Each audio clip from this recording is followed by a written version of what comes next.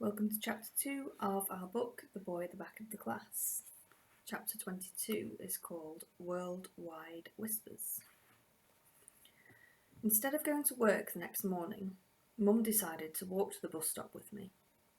She said it was because me and Tom were famous now, and that even though we probably wouldn't be famous for more than a day, we needed to be careful. I just want to make sure you're not going to be chased by any reporters, she said as she helped me put my coat on. Some of them are good people doing their job, but some of them have absolutely no scruples. I followed Mum out of the flat, wondering what scruples were, because Mum had looked angry when she had said the word, so I knew it was bad not to have any of them. I also wondered why reporters might chase us. Tintin, who has to be one of the best reporters in the world, only ever chased people who were kidnappers or thieves or had done something wrong. When we reached the bus stop, we found Tom's mum and dad there too. Mum went to talk to them, and Tom and I huddled together. Tom said his parents had told him that if he ever ran away from school again, he would be so grounded that he would never see daylight again.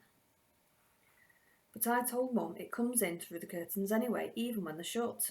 And then, when we watched the news, she screamed and hugged me and said how brave I was, said Tom, scratching his head. I don't get it. I told him I didn't get it either, and about everything that had happened to me after I'd gotten home too.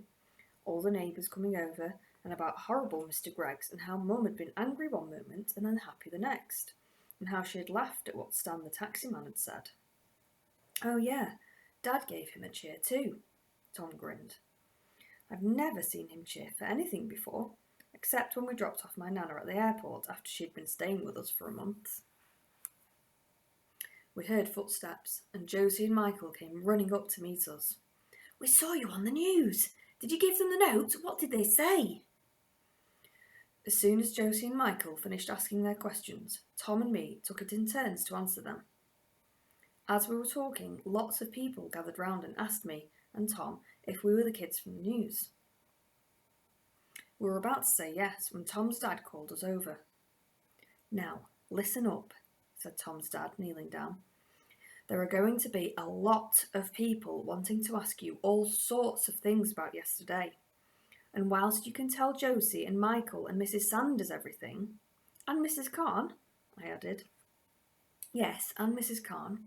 And Miss Hempsey, asked Josie. Okay, yes, her too, nodded Tom's dad, scratching his head in the exact same way Tom does when he's thinking. But if anyone else asks you what had happened, I want you to say exactly what grown-ups say when they're famous and they've got to keep something a secret. Shall I tell you what that is?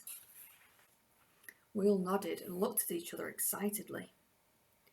Famous grown-ups always say, no comment, when they want to keep something a secret, continued Tom's father. And that's what I want you to do. Let's all give it a practice right now. Tom, you go first. No comment, said Tom, thrusting his nose in the air. No comment, said Josie, grinning. No comment, said Michael seriously. No comment, I said loudly. Good, said Mum. Now, if anyone asks why you went to Buckingham Palace, or what the police said to you, or anything about yesterday, you say, no comment! We all shouted, making all the people at the bus stop look over at us. My mum and Tom's mum and dad all smiled. Now, there's a promise we want you all to make too, said Mum. We want you all to promise that you won't look at any newspapers today. We all looked at each other, frowning a little, but nodded. Promise? Asked Tom's mum. Not a single newspaper. We promise, we all said, although I could see Josie had her fingers crossed behind her back. Excellent, said Tom's dad, giving us all a thumbs up. Now, we've spoken to Mrs. Sanders this morning, said Tom's mum, and a teacher, probably Mrs. Sanders herself, will meet you at the gates to make sure you don't get hounded by the odd reporter or two. You'll be taken straight to her office because she needs to have a few words with all of you before lessons start. Oh no, cried out Michael. "Are we all in trouble? My parents going to find out?" "It'll be fine, son," said Tom's dad, patting Michael on the back. "I promise." "Now go on, have a good day," said Mum, as our bus came to a loud, hissing stop in front of us. "And we'll see you tonight. You're all to come straight home," she shouted. We all nodded and waved and ran up to the top deck as usual. The other passengers looked at me and Tom with a frown before looking at their newspapers and then looking back at us again. We hurried past and sat together in a little huddle. In whispers, Josie and Michael told us about their day yesterday. It had been exciting too. Josie said she'd had to make up a story involving a Chinese takeaway and endless buckets of puke to get Mrs. Khan to believe I was sick but would be back the next day. And Michael had pretended to lose his voice so that he didn't have to say anything to Mrs. Khan when she asked him where Tom was. But of course, he had kept forgetting that he was meant to have lost his voice, so Josie had to kick him lots of times to make him remember. And then, when the police had rung to tell Mrs. Sanders what had happened, she had come and taken them both out of class and made them tell her everything. Did Mrs. Sanders say anything about giving us a detention?" asked Tom. Josie and Michael shook their heads. "But Mrs. Khan seemed upset," said Josie, looking down. "I feel bad for lying to her." "Me too," said Michael. "Maybe we should make her a card," said Josie. "Yeah, and I've still got some of the Queen's biscuits left over. We can give her those for her tea," said Tom. But when we got to school, we forgot all about Mrs. Khan, because the school was surrounded by hundreds of vans with large round satellite dishes on their roofs, and lights and microphones and fluffy grey things on sticks. Staring at us were hundreds of cameras on legs, which looked like one-eyed insects that could zoom their eyes in and out and swivel their heads in any direction they wanted. And all of them had lots of people bobbing up and down behind them.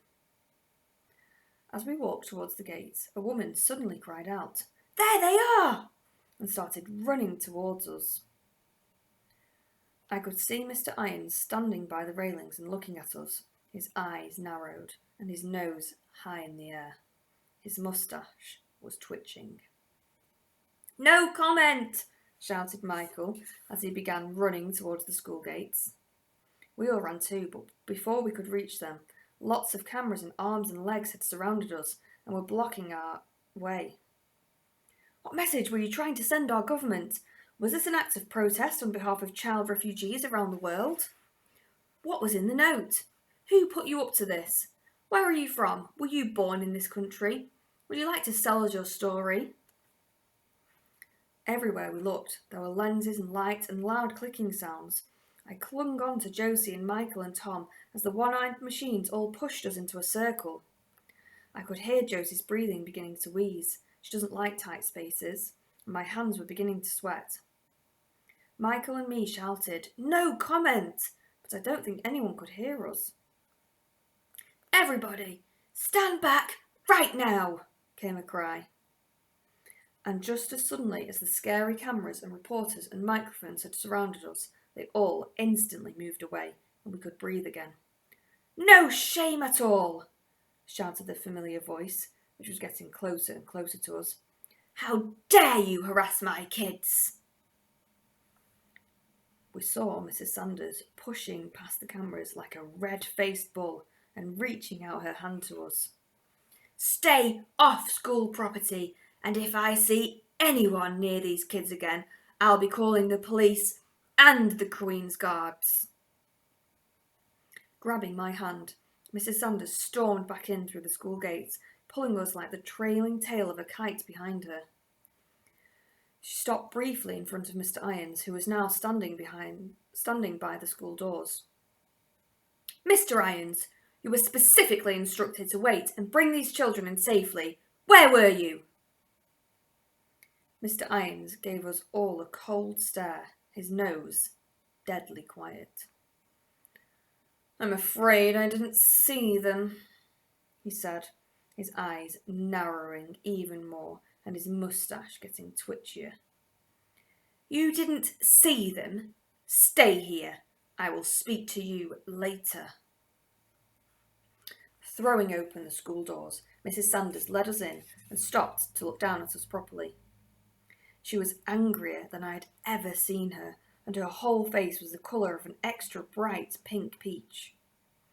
Are you all okay? She asked. Her voice was back to a normal volume now, but it was shaky. We all nodded, too stunned to say anything. Anyone hurt? We shook our heads. Good. Now all of you are to go straight upstairs to my office, she ordered, looking over her glasses at us. You'll find Mrs. Khan already there, along with Ahmet and his foster mum and Miss Hempsey, and 2 police officers who want to have a quick word. I'll be up in just a minute. I need a word with Mr. Irons. And waving us along, she hurried back outside. I think there are 2 types of being scared in the world. The first type is when you do something wrong, like breaking your mum's favourite vase by accident, and you're scared of her finding out. But at the same time, because she's your mum, you know that deep down she won't ever punish you too horribly, because she knows that accidents happen. But then there's the other type of scared. It's when something you never, ever thought would happen suddenly does.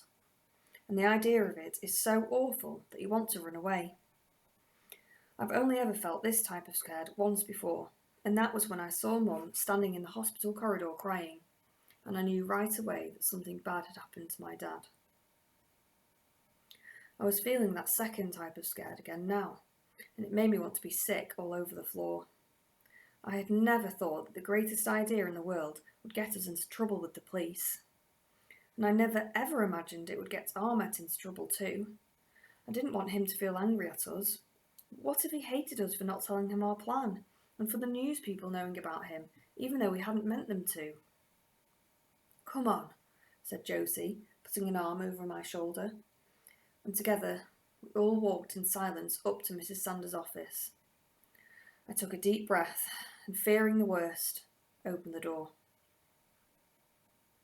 But instead of angry stares and shaking heads, we found everyone smiling at us.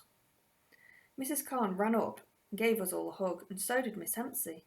And Ahmet looked at us with his wide, lion eyes and gave us a small wave. His foster mum was holding her hands to her lips as if she was praying, and kept saying, "You dear children." And there were 2 police officers standing near the door, but they didn't look angry either, and just nodded and smiled at us. Come and sit down, said Mrs. Khan, leading us to 4 chairs that had been squeezed in front of Mrs. Sanders' desk. We all sat down. I was still feeling jumpy inside, but at least I wasn't feeling sick anymore. As soon as Mrs. Sanders gets back, we want to hear all about what happened yesterday, said Mrs. Khan. Miss Hempsey will translate everything for Ahmet, and we want you to take your time, because it's all very important. But miss, what about first period? Whispered Michael, showing her his watch as it started flashing a blue colour. Just as he held it up, the bell for registration began to ring. Mrs. Khan smiled. Don't worry, Miss Stevens is taking the class this morning. We immediately felt sorry for everyone in the class. Miss Stevens is learning to be a teacher, but she's so boring and always spends so much time writing on the board that everyone hopes she won't ever really become one. Mrs. Sanders came in and, squeezing past everyone, sat down in her big chair that had a squashed green velvet pillow on it. Right, she said, clapping her hands once. Begin. Slowly at first, and then getting faster and faster and faster, we began to talk. We talked about how we became friends with Ahmet and how we wanted to help after finding out about where his mum and dad might be. We talked about hearing that the border gates were going to be shut and about all the plans we'd come up with to help. I could see Miss Hempsey explaining everything to Ahmet as we went, and his eyes got wider and wider. But it wasn't until I got out my exercise book and showed everyone the greatest idea in the world and the emergency plan that he jumped up from his seat and came to stand next to me. Miss Hempsey had to stand up too as we continued to talk about the letter to the Queen and the presents we were meant to give her, and Stan the taxi man, and Davina the paramedic, and the extra special Coldstream Guards who had given us their word. Nobody asked us any questions, not even one. They all just sat and listened and nodded as Miss Hempsey murmured what we were saying in Ahmet's ear. It was strange having so many grown-ups sit and listen as if we were them and they were us, but it felt good too. When we had said everything there was to say, Mrs. Sanders nodded and put her hands together. "Well," she said, leaning back in her chair, "I hardly know what to say." She leaned forward and picked up my exercise book with the greatest idea in the world drawn in it. "But what I can say is that Ahmet is very, very lucky to have friends who are so passionate about helping him find his family." Mrs. Khan nodded, and I saw the 2 police officers nodding too.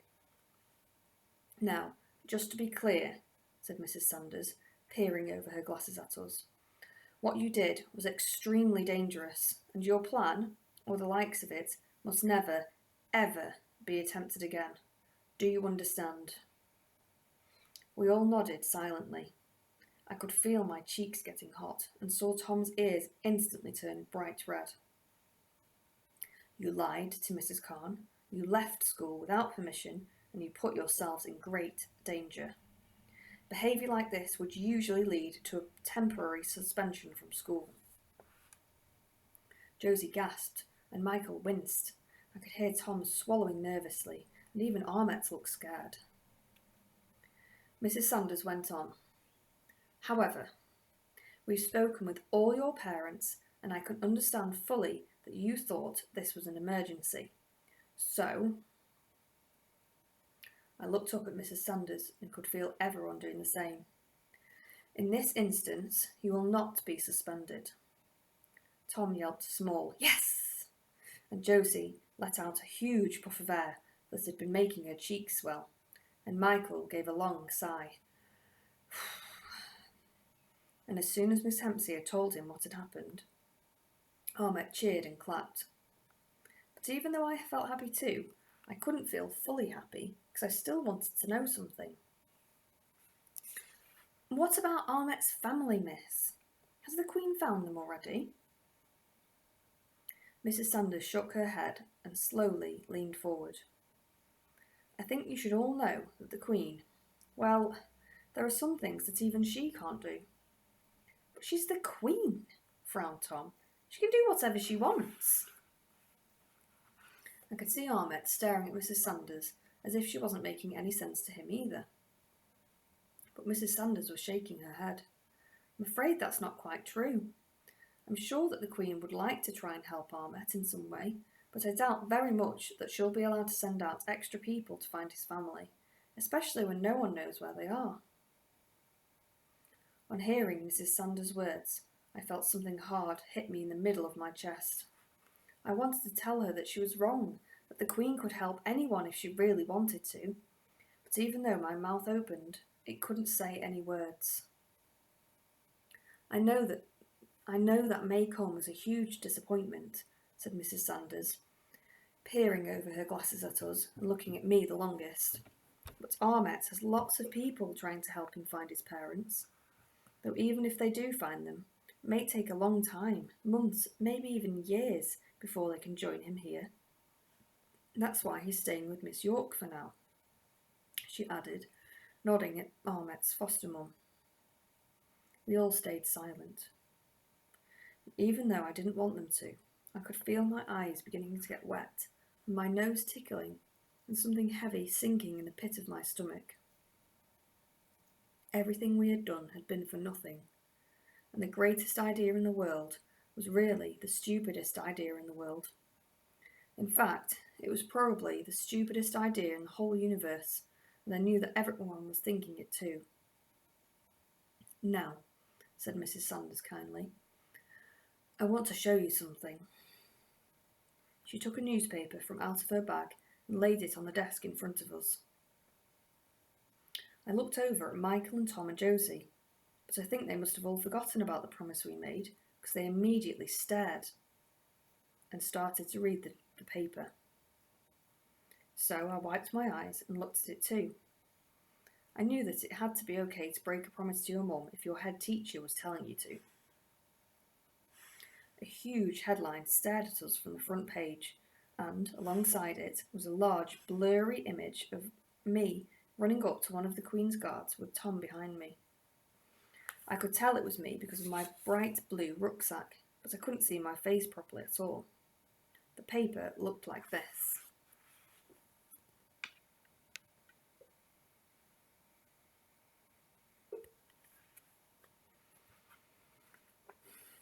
London News. Who is Ahmet and how can we help?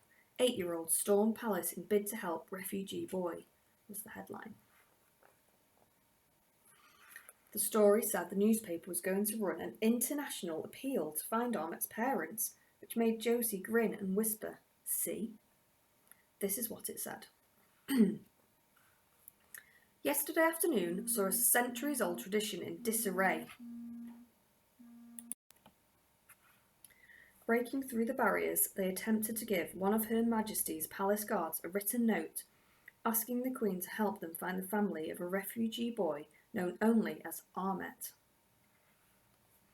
The decisive actions of these children have served to remind us all of the shameful hesitancy and fear which often govern our actions and those of our government.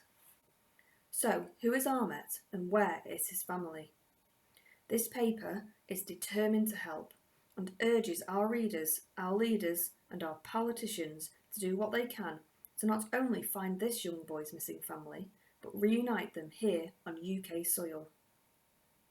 Perhaps it is the actions of these children which will inspire political bodies across the world to finally heed the plight of refugee children everywhere.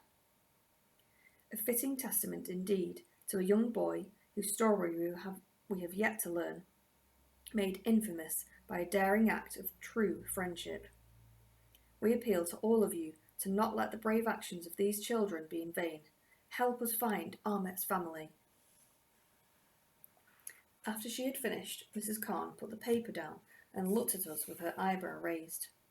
"So you see," she said, clasping her hands together and placing them under her chin, "all is not lost. Even if the Queen can't do as much as she'd like, there is a whole world of people who are whispering Ahmet's name and trying to think of how to help instead." Later that morning, as I sat in lessons, I thought about what Mrs. Sanders had said. I thought about the worldwide whispers being whispered right at that very moment, and wondered how long it would take for all of them to reach the border gate people, and Ahmet's mum and dad too. I had never thought about how loud a whisper can be if there are lots and lots of them. So, all that day, I whispered, "Help Ahmet," out loud too, whenever I could. So did Tom and Michael and Josie, and whenever we did it together, our whispers made us sound like an ocean. And that was the end of chapter 22.